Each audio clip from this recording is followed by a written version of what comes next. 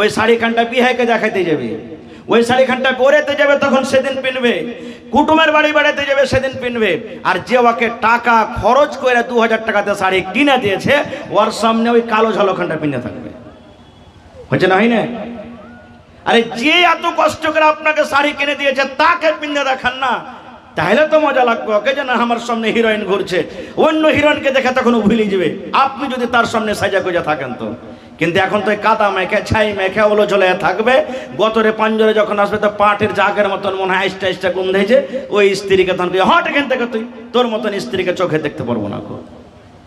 তো বলছেন কার জন্য সাজবো রে ভাই, কি বলছেন কথাটা দেখেন, কার জন্য সাজবো রে ভাই, কে আমার সাজন দেখবে, কার জন্য আমি সাজন সাজবো। সালমান বলছেন কার জন্য সাজবো, বলছে কার জন্য সাজবো মানে ভাইয়ের জন্য সাজবে। বলছেন না রে ভাই সাজা কোনো দরকার নাই। ভাবি বলছেন সাজা কোনো দরকার নাই। বলছে কেমন কথা ভাবি যান সাজা কোনো দরকার নাই। বলছে ভাই রে তোমার ভাই আবু দারদা দিনের বেলাতে রোজা করে থাকে রে ভাই, রোজা করে থাকে, রোজা ছাড়ে না। 1 মাস তো রোজা রাখে, আর রোজার মাস যখন পার হয়ে যায় আরো যে 11 মাস যে বাঁচে ওই দিন গেলা তো রোজা রাখে। আর তুমি তো জানো যখন একটা মানুষ রোজা করে তার জন্য বিবি কিন্তু হারাম হয়ে যায়। রোজার হালাতে বিবির পাঞ্জরে যেতে পাবে না, রোজার হালাতে বিবির সাথে সহবাস করতে পাবে না, রোজার হালাতে বিবি থেকে তাকে দূরে থাকতে হবে। এই জন্য ভাইরা আমি সাজিনা রে ভাইকে আমার সাজন দেখবে। বলছে ভাবি একটা কথা বলবো। বলছে কি? বলছে দিনের বেলাতে যখন ভাই তোমার পাঞ্জরে আসে না রোজা করে, তো রাইতে তুমি সাজে থাকবে। বলছে ভাই রে না ওটাও হয় না। বলছে কেমন কথা? বলছে ভাই রে এশারের নামাজের পর তোমার ভাই আবু দারদা আল্লাহর ঘর মসজিদে চলে যায়, আর মসজিদে গোটা রাত তাহাজ্জুদ পড়ে আল্লাহর ইবাদত বান্দেগি করে রাত কাটিয়ে দেয়। রাতের বেলা তো আমার বিছানায় আসে না। আমি কি জিনিস বুঝি না, জানে না, দেখি না, আমার দিকে কোনো ধ্যানই নাই, শুধু আল্লাহর ইবাদত বান্দেগি। দিনের বেলাতে রোজা আর রাতের বেলাতে তাহাজ্জুদ পড়ে রাত কাটিয়ে দেয়। সালমান বলছেন কঠিন ব্যাপার, আব কি করা যায়? এই গল্প করতে করতে ঠিক আবু দারদা বাড়িতে এসে হাজির। যেমনই বাড়িতে এসেছে দেখছে ভাই সালমান এসে গলাতে মিলেছে। বলছে মারহাবা, ওয়েলকাম, স্বাগতম ভাই, তুমি এর সময়কে খুব ভালো লেগেছে। বিবিকে বলছেন আরে খাইতে দে না, ভাই কতদিন পর বাড়িতে এসেছে, খাইতে দে। এবার খাইতে দিয়েছে। ও তো সব হাল হাকিকত শুনে নিয়েছে আগে। এবার তখন সালমান বলছেন আবু দারদা ভাই তুমি আইসো। বলছে আমি যাব না, আমি খাবো না। বলেন তো কেন খাবে না? জোরে বলেন। রোজা রেখা আছে। বলছেন ভাই আমি খাবো না, তোমার পাঞ্জরে আমি বসে থাকছি, খাবো না। বলছে কেন খাবে না? বলছে ভাই রে আমি আজকে রোজা রেখেছি রে ভাই, রোজা করেছি। এবার সালমান বলছেন কেমন রোজা করেছো? বলছে ভাই রে আমি নফল রোজা করেছি রে ভাই, নফল রোজা করেছি। এবারে তখন সালমান বলছেন আবু দারদা ভাই রোজা তুমি ছেড়ে দাও, রোজা ছেড়ে দাও, তুমি রোজা ভেঙে দাও। নফল রোজা ভাঙলে গুনাহ হবে না, ফরজ রোজা ভাঙতে পাবে না, কিন্তু তুমি নফল রোজা ভেঙেছ, তুমি রোজা ভেঙে দাও। বলছে না আমি ভাঙবো না, রোজা করে থাকবো। এবারে সালমান রাদিয়াল্লাহু তাআলা আনহু বলছেন আবু দারদা ভাই যদি তুমি আজকে রোজা ভেঙে আমার সাথে খানা না খাও, তাহলে আমি সালমান আমিও সন্ধ্যা পর্যন্ত তোমার বাড়িতে খানা খাবো না। বলছে তোমাকে বৈশা খানা খাইতে হবে, না খেলে আমিও খাবো না। খুব এবার আবু দারদা দেখছেন যে ব্যাপার খারাপ। দুই ভাই তখন রোজা ভেঙে দিলেন, দু ভাই খানা খাইলেন। মগরিব হলো, এশারের নামাজ হলো। বিবিকে বলছেন বিবি রে ভাইয়ের জন্য তুমি সুন্দর করে বিছানটা লাগিয়ে দাও, ভাই আমার আরাম করবে। এবার এশারের নামাজের পর মসজিদে থেকে হাঁটতে শুরু করে দিয়েছেন আবু দারদা। এবার সালমান বলছেন ভাই তুমি কোথায় যাও? বলছে ভাই সালমান তুমি বিছানা আরাম করো, আর আমি চললাম মসজিদে আল্লাহর ইবাদত বান্দেগি করার জন্য। ওরে সুবহানাল্লাহ, আমরা জানি যখন একটা নতুন ছেলে প্রথম রাত হয়, যখন বিবাহ করে, যারা নানি টাইপের মানুষ মানুষ, দাদি টাইপের মানুষ, ভাবি টাইপের মানুষ তার হাত খানটাকে ধরে কিংবা বিবির হাত খানটাকে ধরে ঘরের ভিতরে ধাক্কা দিয়ে দেয়, দেয় কি দেয় না আমরা জানি। ঠিক সালমান আবু দারদার হাত খান ধরে এবার বিবির ঘরে ধাক্কা দিয়ে দিলেন। বলছে ভাই রে, আমিও তাহাজ্জুদ পড়বো, নামাজ পড়বো, তুমি এখন নামাজের টাইম হয়নি, সময় হয়নি, তোমার বিবি তোমার জন্য ঘরে ইন্তজার করছে, তোমার জন্য ঘরে অপেক্ষা করছে, তুমি চলে যাও, চলে যাও, তুমি ঘরের ভিতরে চলে যাও, ঠিক নামাজের টাইম যখন হয়ে যাবে তুমি জাগতে না পারলে আমি তোমাকে জাগিয়ে দেব, যাও আমি জাগিয়ে দেব। আব কি করবে, ঘরের ভিতরে চলে গেল। স্বামী স্ত্রী গোটা রাত কাটলেন। ঠিক যখন রাত মোটামুটি 1-2 হয়ে গেছে, এবার তাহাজ্জুদের নামাজ পড়তে হবে। এবার সালমান দুয়ারে যা বলছেন, আবু দারদা ভাই এখন নামাজের টাইম হয়ে গেছে, তুমি উঠে যাও। আবু দারদা উঠলেন, ফরজ গোসল করলেন। ফরজ গোসল করার পর তখন দু ভাই যায় নমাজ পড়লেন, নফল নমাজ, তাহাজ্জুদের নমাজ। নমাজ টমাজ পড়ে তখন এবার সালমান নসিহত করছে, দোষকে ভাইকে নসিহত করছে। কি করছে? বলছে ভাই রে, মেহমান যদি বাড়িতে আসে, মেহমানের সাথে তোমাকে খানা খাইতে হবে, গল্প করতে হবে, টাইম দিতে হবে। তোমার ওপরে তোমার মেহমানের হক রয়েছে। তোমার বাড়িতে যে বেটা বেটি আছে, বেটা বেটিকে আদর করতে হবে, প্যার করতে হবে, মহব্বত করতে হবে। বেটা বেটির হক রয়েছে তোমার ওপরে। ও ভাই, ভালোবাসা তোমার বিবি বাড়িতে রয়েছে, এই ভালোবাসা বিবিকে তোমাকে আদর করতে হবে, মহব্বত করতে হবে, তাকে সময় দিতে হবে। তোমার ওপরে তোমার বিবির হক রয়েছে। আল্লাহ তোমাকে যে 2টা চোখ দিয়েছে, এই চোখকে আরাম দিতে হবে, এই চোখের হক রয়েছে।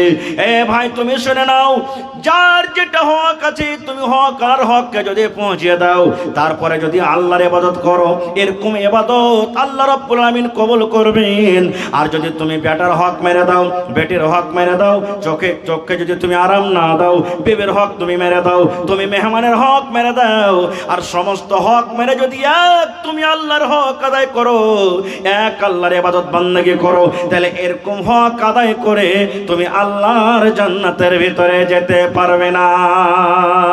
নারে তাকবীর! হয়নি, হবে না, হতে পারে না, আমার নবীর সাথে কারো তুলনা। হয়নি, হবে না, হতে পারে না, আমার নবীর সাথে কারো তুলনা। হায়রে তুলনা তো দূরের কথা, ছায়াও মিলে না। হয়নি, হবে না, হতে পারে না, আমার নবীর সাথে কারো তুলনা। হয়নি, হবে না, হতে পারে না, আমার নবীর সাথে কারো তুলনা। সকল নবী রাসূল ছিলেন আল্লাহর দিওয়ানা, দু নয়নে দেখবো আল্লাহ ছিল তামান্না। আরে মোর নবীকে ডেকে নিলেন, আরে মোর নবীকে ডেকে নিলেন, দেখবে রব্বানা। হয়নি, হবে না, হতে পারে না, আমার নবীর সাথে কারো তুলনা। হয়নি, হবে না, হতে পারে না, আমার নবীর সাথে কারো তুলনা। সবকে দেখে যারা আঙ্গুল কেটেছে, তারা কি আমার নবীর রূপ দেখেছে? সবকে দেখে যারা আঙ্গুল কেটেছে, তারা কি আমার নবীর রূপ দেখেছে? আরে দেখতো যদি কেটে দিত, আরে দেখতো যদি কেটে দিত কলিজা খানা। হয়নি, হবে না, হতে পারে না, আমার নবীর সাথে কারো তুলনা। হয়নি, হবে না, হতে পারে না, আমার নবীর সাথে কারো তুলনা। যার শানে আল্লাহ তাআলা করলেন ঘোষণা, খোলকে আজিম আমার শাহে মদিনা। যার শানে আল্লাহ তাআলা করলেন ঘোষণা, খোলকে আজিম আমার শাহে মদিনা। মুসলমানে নবী ছাড়া কিছুই মানে না, মুমিনে কোরআন ছাড়া কিছুই বুঝে না। হয়নি, হবে না, হতে পারে না, আমার নবীর সাথে কারো তুলনা। হয়নি, হবে না, হতে পারে না, আমার নবীর সাথে কারো তুলনা। নারে তাকবীর! আল্লাহ রাসূল সাল্লাল্লাহু আলাইহি ওয়াসাল্লাম একদিন কাবা শরীফে নামাজ পড়ছেন। কাবা শরীফে নামাজ পড়ছেন, আহা হা হা। আর আবু জাহাল 8 জন 10 জন 15 জনের একজন টিম নিয়ে রাস্তাতে হেঁটে চলেছে, হাঁটছে রাস্তা দিয়ে। সব থেকে বড় দুশ্মনকে নবীজির আবু জাহাল, ওর চাচা, নবীজির চাচা আবু জাহাল তার সাথী রেখে বলছেন, কি বলছেন, এরে আমার বন্ধুরা, তোমাদের মধ্যে কি এমন আছো গো, আজকে মোহাম্মদ নামে ছেলেটা এই দেখো কাবার ভিতরে নামাজ পড়ছে, আজকে তাকে দুনিয়া থেকে কে বিদায় করতে পারবে, কে তার জীবন নিতে পারবে? আছো তোমরা কেহু? উকবা বিন আবি মুঈত, একজন বেঈমান মুশরিক, সুবহানাল্লাহ, বলছে আমি পারবো, আমি এই কাজটা করতে পারবো। হাঁটতে হাঁটতে হাঁটতে মসজিদের ভিতরে চলে গেল। নবী আমার নামাজ পড়ছেন, নামাজের হালাতে নবী আমার আছেন। ওরে সুবহানাল্লাহ, এই আমার মায়েরা খালারা শোনেন, কেমন মোহাব্বত ভালোবাসা দেখেন। নবী আমার নামাজ পড়ছেন, আর নামাজের হালাতে উকবা বিন আবি মুঈত নবীর গলাতে এখন গামছা দিয়ে এমন জোর করে টান দিয়েছে, নবীর টুটি চিপে গেছে। নবী আমার কিন্তু মাথা হিলা ডলা করতে পারে না। নবীর চোখ গলা বড় বড় হয়ে গেছে, চোখ দিয়ে পানি ঝরতে লেগেছে। নবী আমার জিহ্বা বের করে দিয়েছেন, মনে হয় আর নবীজি দুনিয়াতে বাঁচবেন না। আর আবু জাহাল ওর সাথীকে নিয়ে রাস্তাতে হাঁটছে, কিলকিল কিলকিল হাসছে, খুব মজা লিছে। আহারে, এরকম ভাবে নবী আমার নামাজ পড়ছেন, আর উকবা বিন আবি মুঈত নবীর গলাতে এখানে এমন জোর করে গামছা দিয়ে টান দিয়েছে রে ভাই, এবার মনে হয় নবীজির শ্বাস আটকে গেছে, নবীজি আর বাঁচবেন না।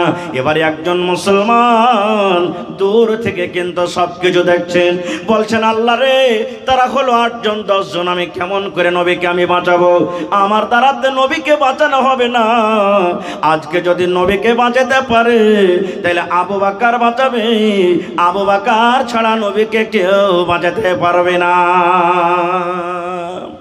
এই ভাই, কেমন মোহাব্বত ভালোবাসা দেখেন। এবার সেই মুসলমান দৌড়াতে দৌড়াতে চলে গেলেন। সময় কতখানি? মোটামুটি 8টা 7টা বেলা, এরকম সময়তেই হযরত আবু বকর দেখছেন বিছানায় শুয়ে আছে। দৌড়াতে দৌড়াতে সেই মুসলমান বলছেন, আবু বকর, তোমার বন্ধুকে যদি বাঁচাতে চাও রে, তাড়াতাড়ি করে তুমি কাবা শরীফে চলে যাও। আবু জাহালের ইশারাতে উকবা বিন আবি মুঈত এমন জোর করে নবীর গলাতে বন্ধন দিয়েছে, বেড় দিয়েছে, গামছাতে এমন জোর করে টেনে ধরে আছে। আমার মনে হয় একটুখানি সময় যদি আর হয়ে যায় তাহলে নবীজি আমার দুনিয়া থেকে চলে যাবেন। মরদ হন, হিরো হন। কেমন হিরো? হযরত আবু বকর রাদিয়াল্লাহু তাআলা আনহুর মতন হিরো। এরকম হিরো নয় যে একটু ভালো মন্দ খায়, একটু অ্যাক্টিং করিয়ে দিলাম, পাহাত কুদিয়ে দিলাম, ডান্স করে দিলাম আর হিরো হয়ে গেলাম, এরকম হিরো হয়তো হবে না। হযরত আবু বকর যেমনই শুনলেন আমার নবীকে গলাতে ফাঁস দিয়ে আছে, কোথায় লাঠি আছে, কোথায় সুলফি আছে, কোথায় বন্দুক আছে, কোথায় তীর আছে, কিচ্ছু হাতে নিলেন না। নবীকে আমার বাঁচাতে হবে। ومن يضلله فلا هادي له وأشهد أن لا إله إلا الله وحده لا شريك له وأشهد أن محمدا عبده ورسوله أما بعد فإن خير الحديث كتاب الله وخير الهدي هدي محمد صلى الله عليه وسلم وشر الأمور محدثاتها وكل محدثة بدعة وكل بدعة ضلالة وكل ضلالة في النار أعوذ بالله من الشيطان الرجيم بسم الله الرحمن الرحيم قل إن كنتم تحبون الله فاتبعوني يحببكم الله ويغفر لكم ذنوبكم والله غفور رحيم وقال النبي صلى الله عليه وسلم كل أمتي يدخلون الجنة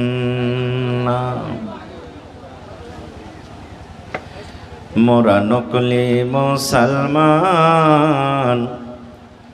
মোদের নাই কেন ঈমান মোরা ওয়াবুজ মুসলমান মোদের নাই কেন ঈমান মোরা হাসিদ মুসলমান মোদের নাই কেন ঈমান মোরা নাদানি মুসলমান মোদের নাই কেন ঈমান যুগের হাওয়ায় বয়ে গেল যুগের হাওয়ায় বয়ে গেল মোদের সব ঈমান মোরা ভোলা মুসলমান মোদের নাই কেন ঈমান মোরা নাদানি মুসলমান মোদের নাই কেন ঈমান মাস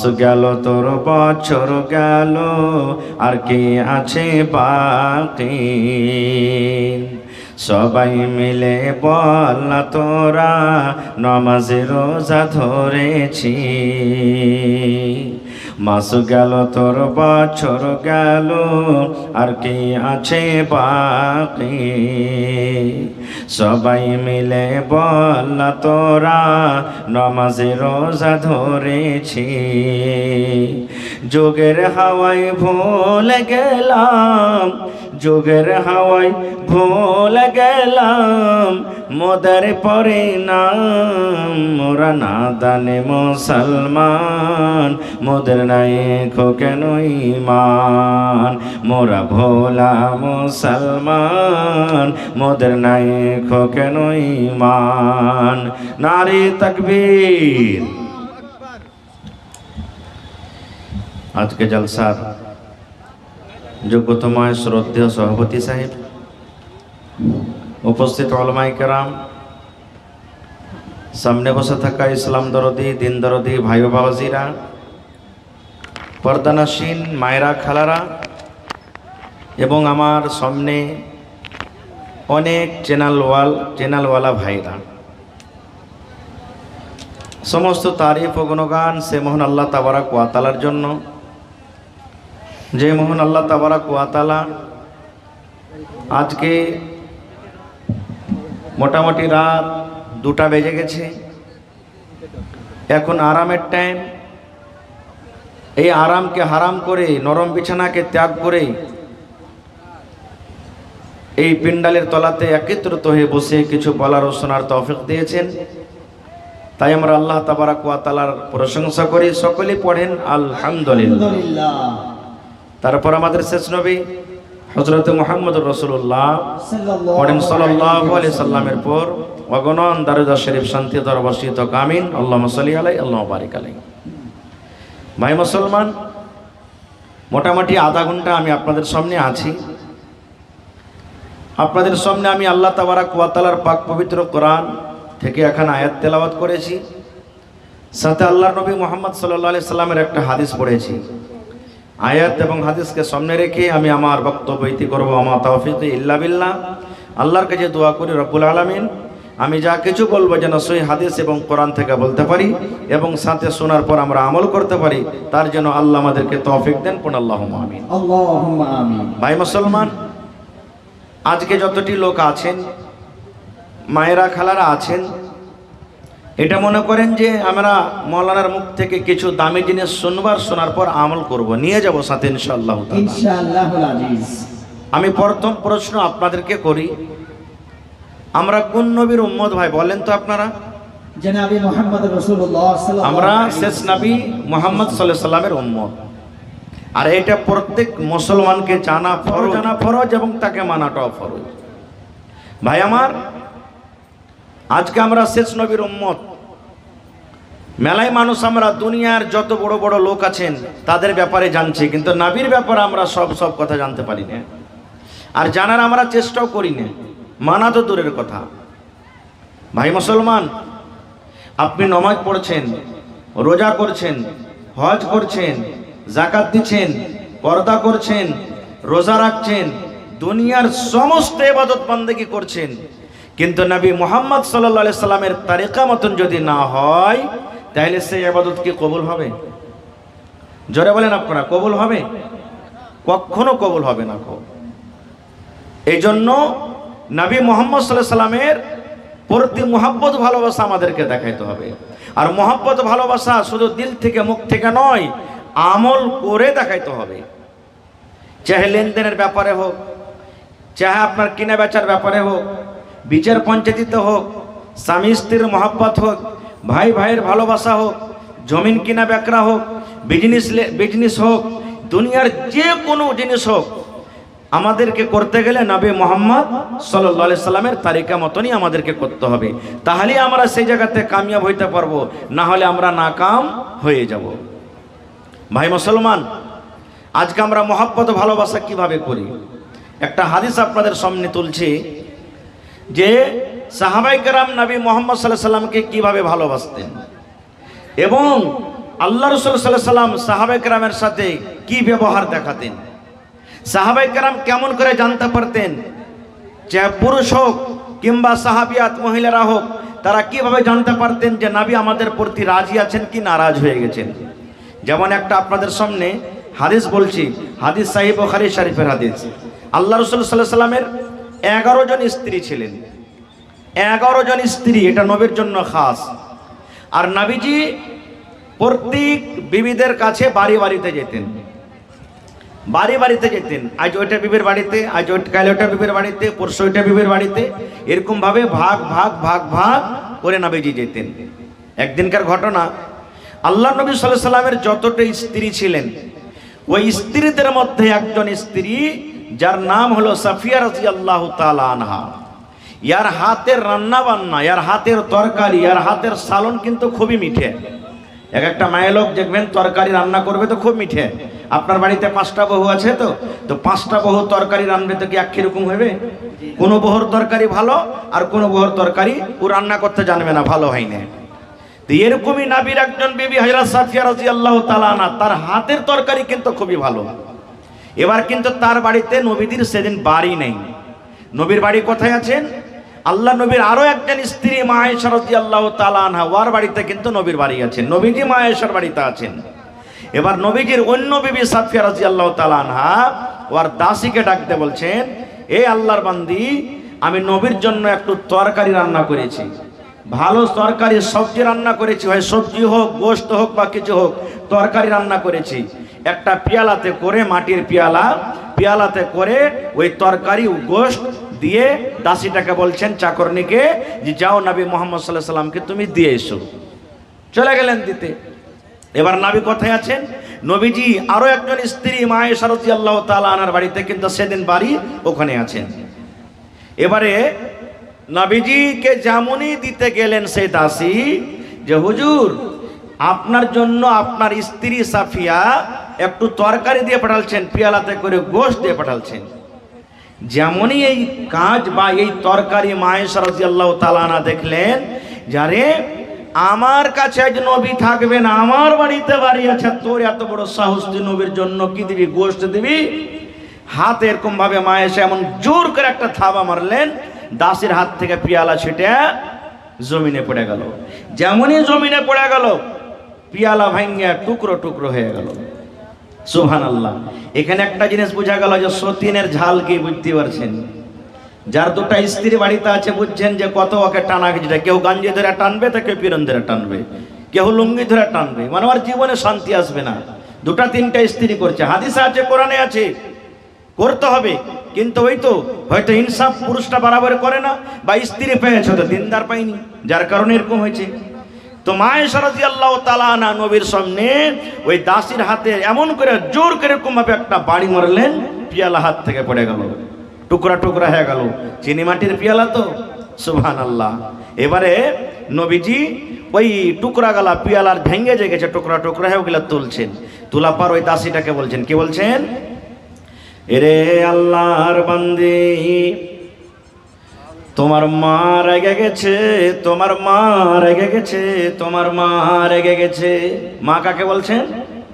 আল্লাহর নবীর যত বিবিরা সমস্ত মুমিন মুসলমান হলো ওরা মা। নবীর যত বিবি ছিলেন সমস্ত আমাদের হলেন মা। উম্মাহাতুল মুমিনিন তাদেরকে বলা হয়েছে। আল্লাহর নবীর যত বিবিরা দুনিয়াতে ছিলেন সমস্ত নবীর বিবিরা হলো সমস্ত মুসলমান মুমিনের মা। মা এই জন্য তো নবী যখন মৃত্যু হন তখন মা আয়েশার বয়স 18 বছর মাত্র। নবীজির যখন মৃত্যু হয় মা আয়েশার বয়স 18 বছর। বিবাহর পায়গাম দিলে দিতে পারতেন মেলাই সাহাবী, কিন্তু দেননি। কেন? মুমিন মুসলমানের মা, মাকে বিয়ে করা যেমন হারাম, ওরকম নবীজির বিবিরাকে অন্য মানুষের বিয়ে করা হারাম, কারণ এটা নবীদের মা, মুমিনদের মা। এবার নবীজি পিয়ালা গালা টুকরা টুকরা হয়ে ভাঙ্গা জমিনে পড়ে আছে। নবীজি পিয়ালার টুকরাকে উঠাছেন আর ওই দাসীকে বলছেন, দাসী রে, তোমার মা রেগে গেছেন, তোমার মা রেগে গেছে, তোমার মা রেগে গেছে, তোমার মা রেগে গেছেন। বারবার নবীজি ঘুরিয়া ঘুরিয়া পড়ছেন। এবার দেখেন মা আয়েশা রাদিয়াল্লাহু তাআলা আনহা ভাঙ্গা তো দিলেন পিয়ালা, কিন্তু যখন নবীজি বারবার বলছেন যে তোমার মা রেগে গেছে, এবার মা আয়েশা বুঝাই নিলেন, আমার ভুল হয়ে গেছে, আমার ভুল হয়ে গেছে। নবীজি বারবার বলার মানে হলো আমি ভুল করে দিয়েছি। এবার মা আয়েশা রাদিয়াল্লাহু তাআলা আনহা চট করে নবীকে বলছেন, নবী গো, আমি ভুল করে দিয়েছি গো নবীজি, আমি পিয়ালা ভেঙে দিয়েছি।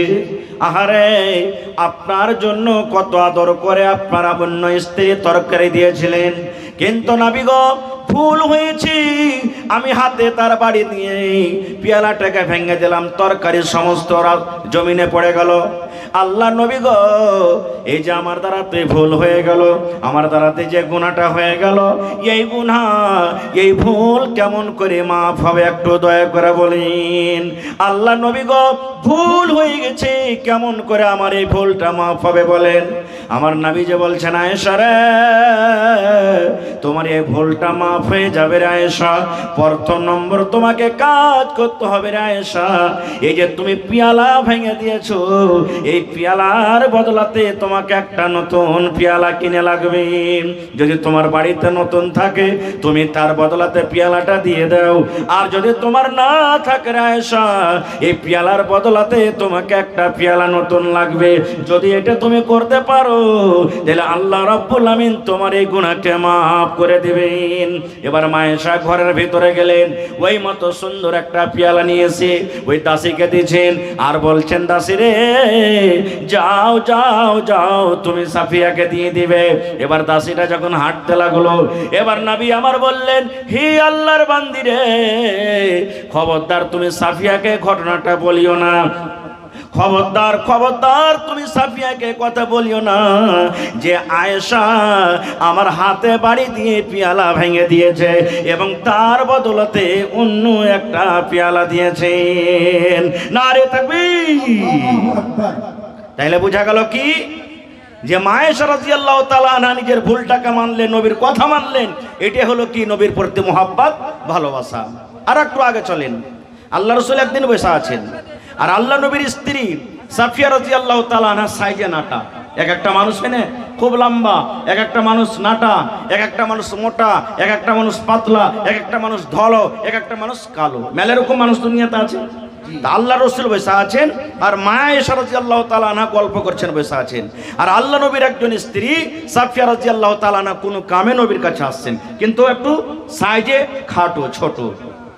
এবার মা আয়েশা কি বলছেন নবীকে, নবীজি এই দেখেন আপনার স্ত্রী নাটিকে দেখেন, দেখেন নাটিকে দেখেন, আপনার কাছে চলে আসছে। শুধু এই কথাটা বললেন, নবীজি এই আপনার স্ত্রীকে দেখেন, নাটিকে দেখেন, আপনার কাছে চলে আসছে।